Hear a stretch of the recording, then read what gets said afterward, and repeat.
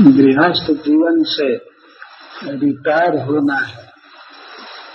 भगवान वो राजर्षि भरत तो 1 करोड़ वर्ष तक बाद घर में रहे, लेकिन हम लोगों के लिए 10-20 वर्ष भी रहना बहुत कठिन है। और गृहस्थ आश्रम बहुत कठिनाई है, अनेक चिंताएं होती हैं, अनेक जाल होते हैं। तो अच्छा है कि इसको छोड़ करके और भगवान का आश्रय लिया जाए कहीं वन में, एकांत में। ऐसा नहीं कर सकते हैं तो कम से कम गृह की आसक्ति तो छोड़ देनी चाहिए। अपने घर पर ही अभ्यास करना चाहिए। घर में रहते हुए भी घर में न रहे, अनासक्त भाव से रहे।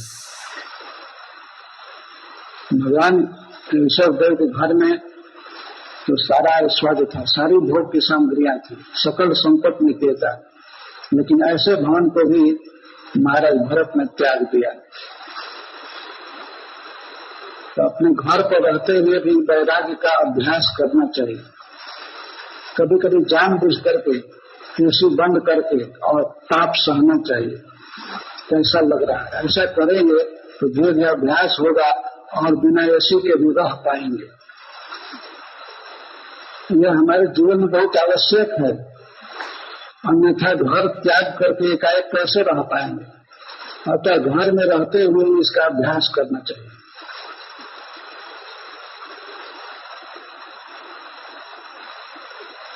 और कभी कभी भूखे रह जाना ये स्वीकार करना चाहिए, कम से कम एकादशी को। कैसे हम भूखे रहेंगे, इसका अभ्यास कैसे वन में चले जाएंगे। अगर हम अभ्यास नहीं करेंगे तो हम वन में जा नहीं पाएंगे, और जाएंगे भी तो वहां भी एसी रूम देखेंगे और बहुत अच्छा स्वादिष्ट भोजन देखेंगे। वे हमको अपने धाम ले जाएंगे। ये विश्वास मार्ग है।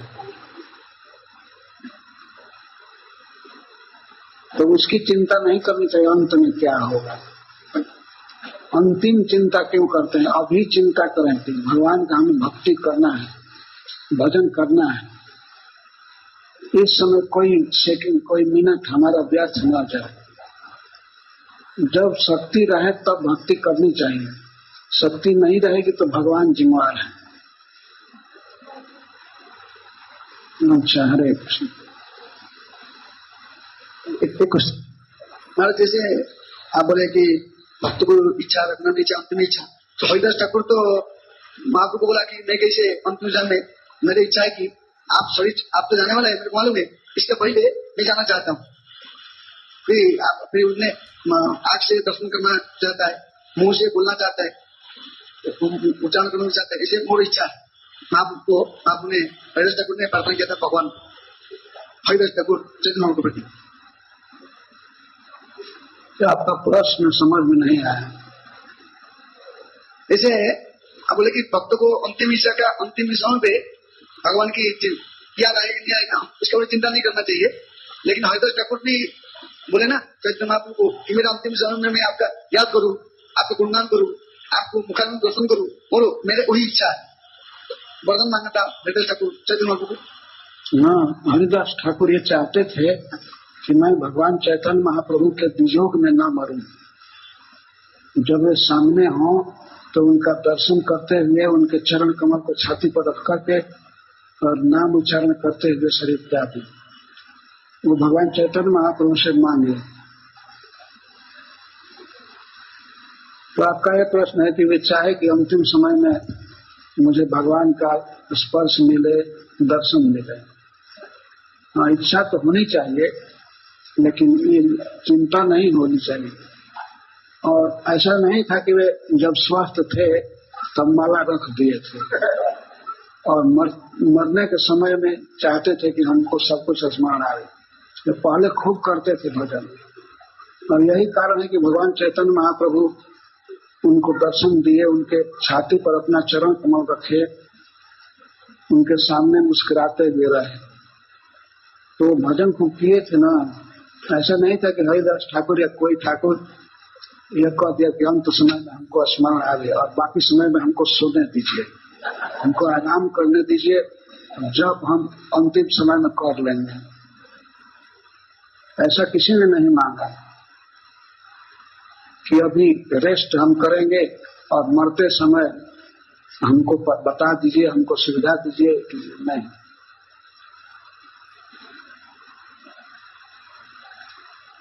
आपको हरिदास ठाकुर को आदर्श मान करके अब उस अंतिम समय के लिए चिंता नहीं करनी चाहिए। हरिदास ठाकुर जैसे जप करते थे स्वस्थ रहने पर, उसको आदर्श मानना चाहिए, हमें करना है।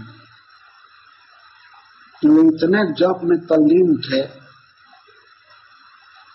कि रामचंद्र खान जो बहुत बड़ा द्रोही था हरिदास ठाकुर का, वो एक वेश्या को ठीक करके, एक ज्योति वेश्या को आधी रात के समय हरिदास ठाकुर के पास भेजा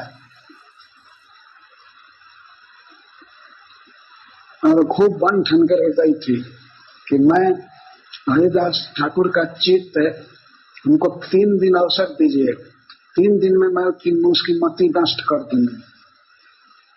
तो रामचंद्र खान उसको बहुत पैसा दिया था, ठीक है ये काम तुम कर दोगी तो बहुत बड़ा काम होगा। तो गई हरिदास ठाकुर के पास, पहले उसने प्रणाम किया, बहुत बड़ा जीवन में सुखित हुआ। तो वो थोड़ा जब पूरा हुआ 3 लाख, तो उसने निवेदन किया कि ठाकुर मैं बहुत अर्जेंट आई हूँ, आपसे उस आवास की मुझे इच्छा है, आप दयालु हैं, आप कृपा कीजिए। तो हरिदास ठाकुर ने कहा ठीक है, मैं तुम्हारी इच्छा पूरी करूंगा, लेकिन क्या करूं, ये नियम ले लिया हूं तो 3 लाख जब अब पूरा हुआ, लेकिन अगले दिन का अभी चालू करूंगा तब होगा, तब फिर चालू करना, अभी हमारा नियम पूरा नहीं हुआ, पूरा हो जाएगा तब मैं तुम्हारी इच्छा पूरी करूंगा। लेकिन उनका कब पूरा होने वाला था, तो लगातार जब करते थे, वो रात भर प्रतीक्षा की, सवेरे हुआ वो चली गई। दूसरे शाम फिर आई तो तुलसी को प्रणाम किया, जो हरिदास ठाकुर लगाए थे तुलसी, उसको प्रणाम किया, उनको प्रणाम किया, फिर बैठी और सुनती रही हरिनाम। ठाकुर हरिदास नामाचार्य के मुख से वो नाम सुन रहे थे, वो बैठ करके वो प्रतीक्षा कर रही थी, उसका चित्त शुद्ध नहीं था लेकिन वो सुन रही थी नाम। तो हरिदास ठाकुर ने कहा कि सॉरी, ये हमको समय नहीं मिला, तुम्हें जप हमें पूरा करना है, जप में लगे रहे। तो तीसरे दिन गई और तीसरे दिन भी उसने भगवान के नाम का संकीर्तन सुना, उसके मन में बहुत बड़ा खेद हुआ। तो हरिदास ठाकुर को बदलने गई थी, वही बदल गई। वो चरणों में साष्टांग प्रणाम की, प्रणाम कर कहे कि ठाकुर मेरा जीवन नरकमय है, आप मेरा उद्धार कीजिए, हमको इस नियत से आपके पास भेजा गया था, आप भगवान के सच्चे भक्त हैं, आप परम जितेंद्रिय हैं, मेरी गलती को क्षमा कीजिए। तो हरिदास ठाकुर क्या कहते हैं, हाँ मुझे पता हो गया था कि तुम किस लिए आई हो,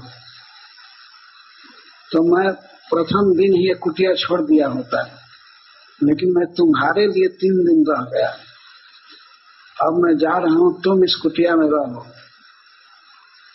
और तुम्हारे पास जो धन है वो सब ब्राह्मणों को दे दो, विषय भोग में मत रहो और भगवान का नाम जप करो।